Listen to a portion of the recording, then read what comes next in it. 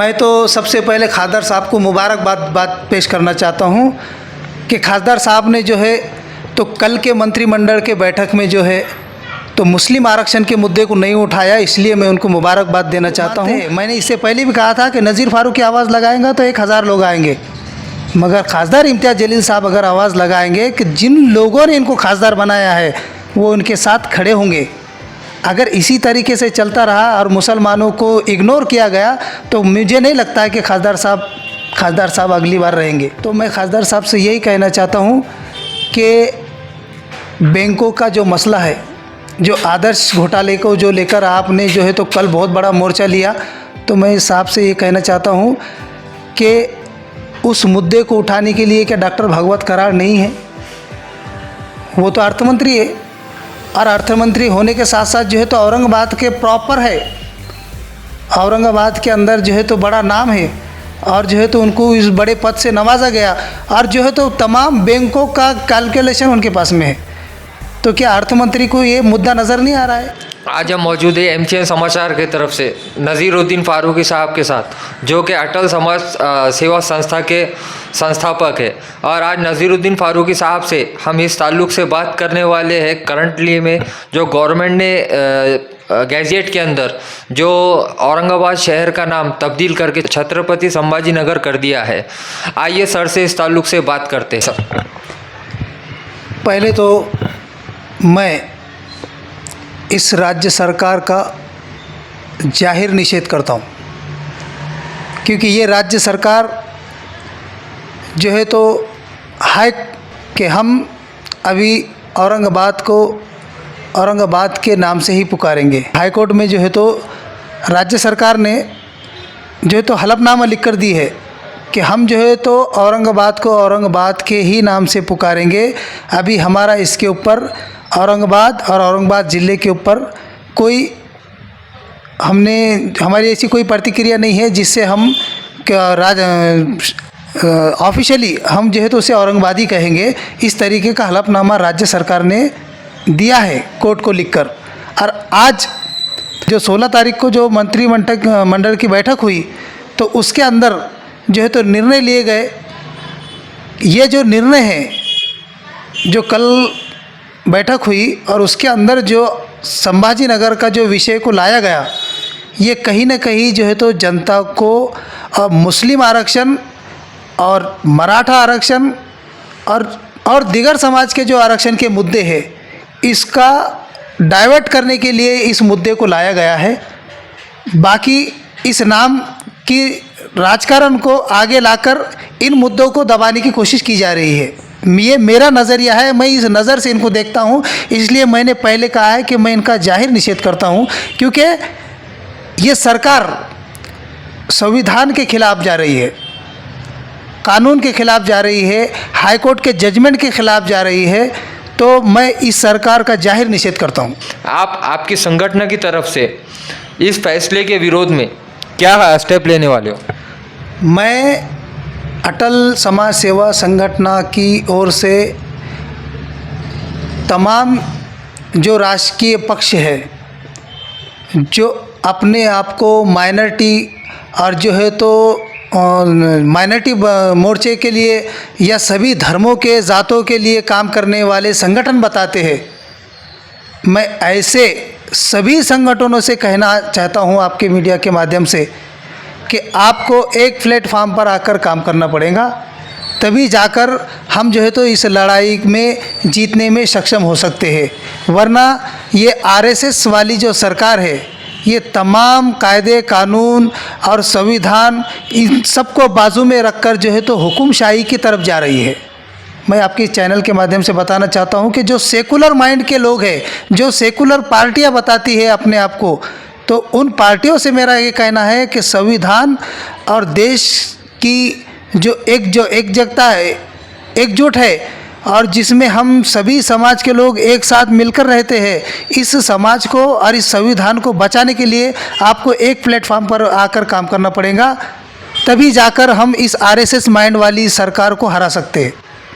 मैं तो सबसे पहले खादर साहब को मुबारकबाद पेश करना चाहता हूं कि खासदार साहब ने जो है तो कल के मंत्रिमंडल के बैठक में जो है तो मुस्लिम आरक्षण के मुद्दे को नहीं उठाया, इसलिए मैं उनको मुबारकबाद देना चाहता हूँ, क्योंकि उनका जो स्टंट था औरंगाबाद से मुंबई, ये क्लियर हो चुका है।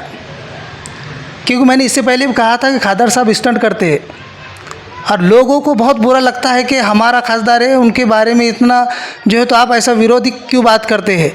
तो मेरा बोलना ये है कि कई वर्षों के बाद, कई सालों के बाद बड़ी किस्मत से जो है तो हमको मंत्रिमंडल की बैठक हमको औरंगाबाद शहर में देखने को मिली, जो हुई 16 तारीख को। तो उसमें खासदार साहब ने जो है तो जो मुद्दा लेकर बैठे थे, तो वो मुद्दा जो है तो मैं उसको जो है तो हिंदू लॉबी वोट के लिए देखता हूँ। मैं जिस नज़र से देखता हूँ तो मुझे ऐसा लगता है कि इम्तियाज़ जलील साहब को ऐसा लग रहा है कि मुस्लिम वोट जो है तो उनके डब्बे में है और हमें सिर्फ जो है तो हिंदू वोट की तरफ देखना पड़ेगा ताकि हमारी खासदार की कायम रहे। ये मैं इस नज़रिए से कल के उनके मोर्चे को देखा हूँ। कल का जो उनका मोर्चा था, मुझे ऐसा लगता है, बिल्कुल मैं ये बताना चाहता हूँ कि दिगर जमात, बिल्कुल खासदार के हैसियत से आपने आवाज़ उठाई है। ये आवाज़ आपने इससे पहले इसका मोर्चा बहुत बड़ा कर चुके थे आप।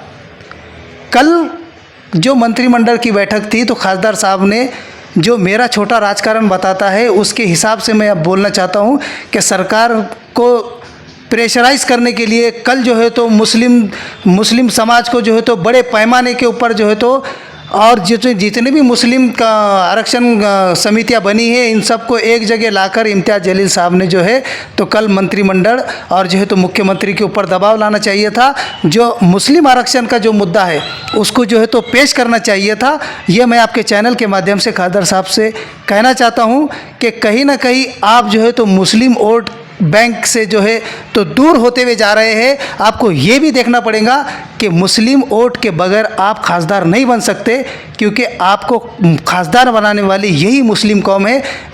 मैं ये भी मानता हूँ कि आपको दीगर समाज के लोगों ने भी आपको वोटिंग किया है, मगर ज़रूरी पहले आपको जो है तो मुस्लिम समाज के भी मुद्दों को, अल्पसंख्यक समाज के मुद्दों को लेकर चलना पड़ेगा, तभी जाकर आपका जो है तो राजकारण अगली बार खासदारकी में हो सकता है कि कामयाब हो। ये मैं आपको आपके चैनल के माध्यम से खासदार साहब को संदेश देना चाहता हूँ। मैं खासदार साहब को ये मैसेज देना चाहता हूँ कि इससे पहले जो जनता दरबार, जो औरंगाबाद आंदोलन खासदार साहब ने कलेक्टर ऑफिस के सामने किया था, उसके अंदर मैं भी शामिल हुआ था। बिल्कुल हमने वहाँ पर कोई राजकीय कोई पक्ष को सामने नहीं रखा। हमने जो है तो खासदार इम्तियाज़ जलील साहब का सपोर्ट किया।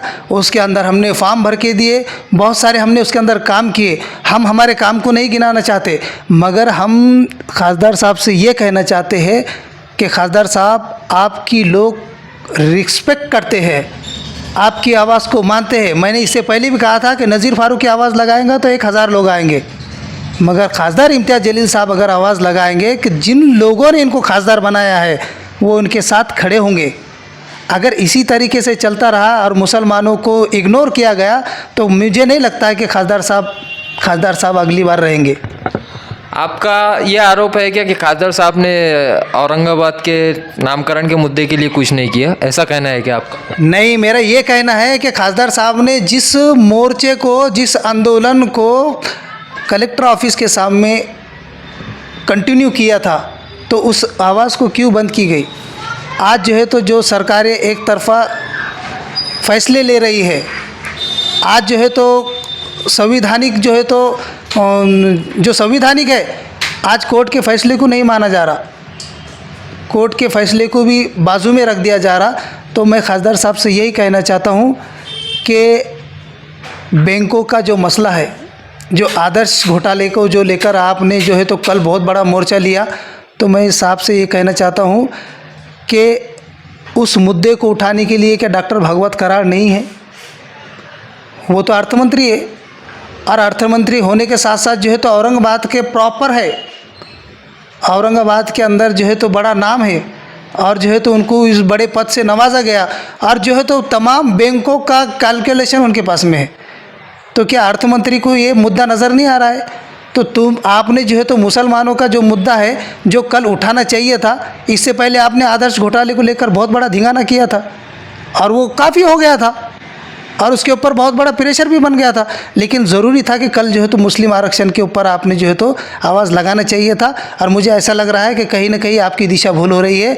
मैं आपको इस चैनल के माध्यम से कहना चाहता हूँ कि मुसलमानों की बदौलत आप खासदार बने हैं, आपको जो है तो मुसलमानों के मुद्दों को लेके आगे आना पड़ेगा। एक आखिरी सवाल, तमाम शहर औरंगाबाद की आम जनता से अभी आप क्या अपील करना चाहते हो कि इस औरंगाबाद शहर के नामकरण के ताल्लुक से? मैं औरंगाबाद के ही नहीं बल्कि मराठवाड़ा के सभी मुस्लिम भाइयों से और जो अल्पसंख्यक समाज और दीगर समाज के भी जो लोग हैं जो औरंगाबाद ही नहीं औरंगाबाद के नाम के इतिहास के साथ मोहब्बत रखते हैं, मैं उनसे यही कहना चाहता हूँ कि नाम बचाने के लिए और जो है तो आपको आगे आना पड़ेगा।